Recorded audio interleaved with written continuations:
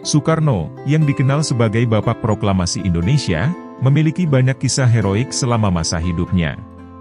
Salah satu momen paling penting adalah ketika ia memproklamirkan kemerdekaan Indonesia pada tanggal 17 Agustus 1945. Meskipun situasi sangat sulit pada saat itu, Soekarno dan rekan-rekannya memutuskan untuk memproklamirkan kemerdekaan Indonesia di tengah-tengah tekanan dari kekuasaan kolonial Belanda yang ingin mempertahankan kendali mereka atas Indonesia. Dalam prosesnya, Soekarno dan para pemimpin nasionalis lainnya menghadapi banyak tantangan, termasuk ancaman dari militer Belanda, dan kesulitan dalam mempersatukan masyarakat yang terdiri dari berbagai suku dan budaya. Namun, Soekarno terus memimpin perjuangan untuk mempertahankan kemerdekaan Indonesia. Ia terus memobilisasi rakyat Indonesia untuk memperjuangkan kemerdekaan mereka, dan akhirnya, setelah perjuangan panjang dan keras, Indonesia dinyatakan merdeka secara resmi pada tahun 1949.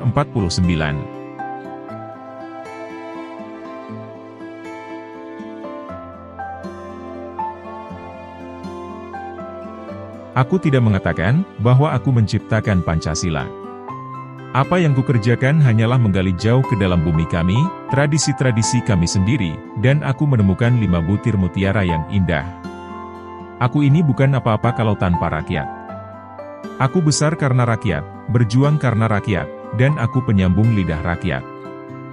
Bangunlah suatu dunia di mana semua bangsanya hidup dalam damai dan persaudaraan. Saatnya telah tiba untuk meyakinkan dunia bahwa aku bukan boneka Jepang. Aku tinggalkan kekayaan alam Indonesia, biar semua negara besar dunia iri dengan Indonesia, dan aku tinggalkan hingga bangsa Indonesia sendiri yang mengolahnya. Rakyat padang pasir bisa hidup, masa kita tidak bisa hidup? Engkau telah sering mendengar mengenai diriku, bahwa aku ini sejak umur 16 tahun telah mencemplungkan diri dalam gerakan untuk tanah air, bangsa, dan cita-cita. Dua sifat yang berlawanan. Aku bisa lunak dan aku bisa cerewet. Aku bisa keras laksana baja dan aku bisa lembut berirama. Tulislah tentang aku dengan tinta hitam atau tinta putihmu. Biarlah sejarah membaca dan menjawabnya. Sebelum kamu mengeluh tentang rasa dari makananmu, pikirkan tentang seseorang yang tidak punya apapun untuk dimakan. Kita belum hidup dalam sinar bulan purnama, kita masih hidup di masa pancaroba, tetaplah bersemangat elang Raja Wali. Sebelum Anda mengeluh tidak punya apa-apa, pikirkan tentang seseorang yang meminta-minta di jalanan.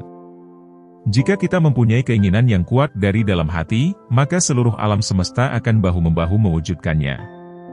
Dari sudut positif kita tidak bisa membangunkan kultur kepribadian kita dengan sebaik-baiknya, kalau tidak ada rasa kebangsaan yang sehat. Kamu orang ini betul-betul tidak mempunyai rasa kasihan kepada sesama hidup. Apa salahnya kijang itu kamu tembak? Bagaimana kalau kijang yang kamu tembak itu masih mempunyai anak kecil yang memerlukan pertolongan induknya?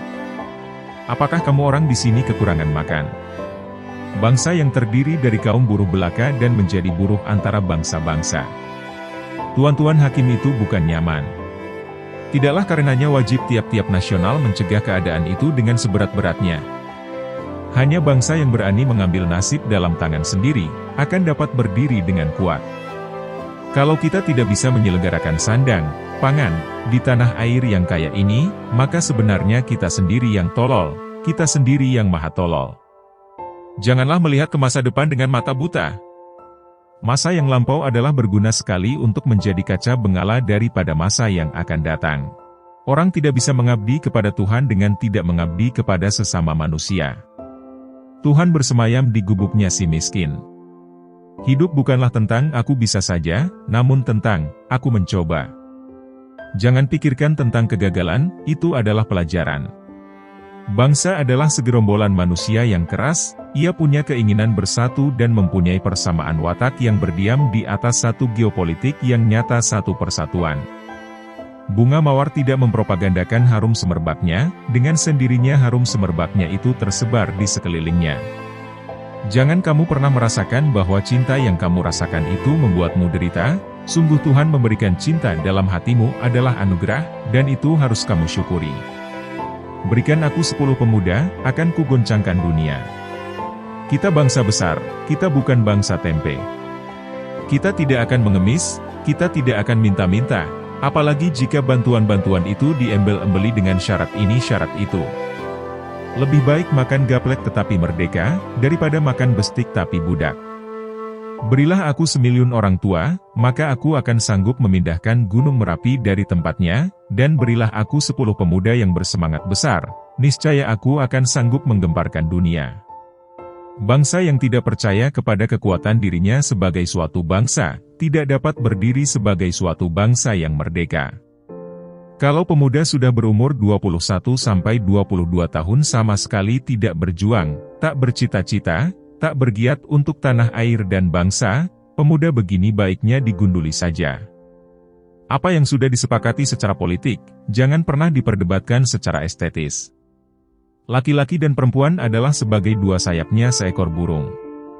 Jika dua sayap sama kuatnya, maka terbanglah burung itu sampai ke puncak yang setinggi-tingginya. Jika patah satu daripada dua sayap itu, maka tak dapatlah terbang burung itu sama sekali. Bangsa yang besar adalah bangsa yang menghormati jasa pahlawannya. Barang siapa ingin mutiara, harus berani terjun di lautan yang dalam. Jadikan deritaku ini sebagai kesaksian bahwa kekuasaan seorang presiden sekalipun ada batasnya. Karena kekuasaan yang langgeng hanya kekuasaan rakyat, dan di atas segalanya adalah kekuasaan Tuhan Yang Maha Esa. Perjuanganku lebih mudah karena mengusir penjajah, tapi perjuanganmu akan lebih sulit karena melawan bangsamu sendiri. Apabila di dalam diri seseorang masih ada rasa malu dan takut untuk berbuat suatu kebaikan, maka jaminan bagi orang tersebut adalah tidak akan bertemunya ia dengan kemajuan selangkah pun. Dalam pidatoku, sekali merdeka tetap merdeka. Ku cetus semboyan, kita cinta damai, tetapi kita lebih cinta kemerdekaan. Kami menggoyangkan langit, menggempakan darat, dan menggelorakan samudera agar tidak jadi bangsa yang hidup hanya dari 2,5 sen sehari. Bangsa yang kerja keras, bukan bangsa tempe, bukan bangsa kuli. Bangsa yang rela menderita demi pembelian cita-cita. Jikalau aku misalnya diberikan 2 hidup oleh Tuhan, 2 hidup ini pun akan aku persembahkan kepada tanah air dan bangsa. Kita mendirikan negara Indonesia, yang kita semua harus mendukungnya.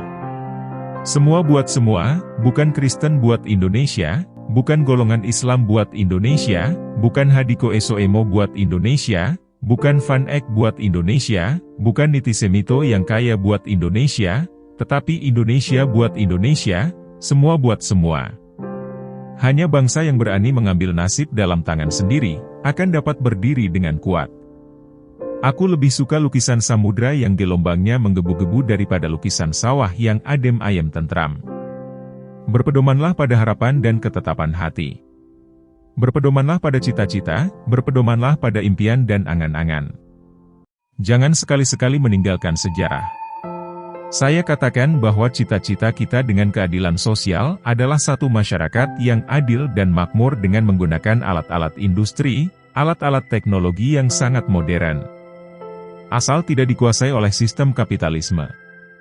Kemerdekaan hanyalah didapat dan dimiliki oleh bangsa yang jiwanya berkobar-kobar dengan tekad merdeka, merdeka atau mati. Kalau perempuan itu baik, maka jayalah negara. Tetapi kalau perempuan itu buruk, maka runtuhlah negara.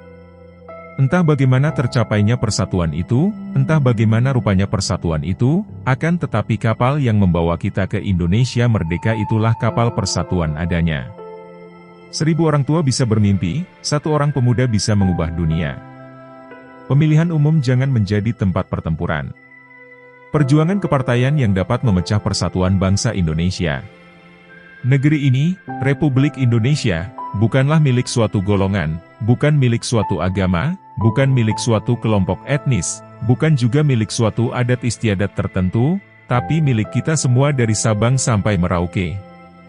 Perbaikan nasib ini hanya bisa datang 100%, bila mana masyarakat sudah tidak ada kapitalisme dan imperialisme. Gantungkan cita-cita MU setinggi langit, bermimpilah setinggi langit. Jika engkau jatuh, engkau akan jatuh di antara bintang-bintang.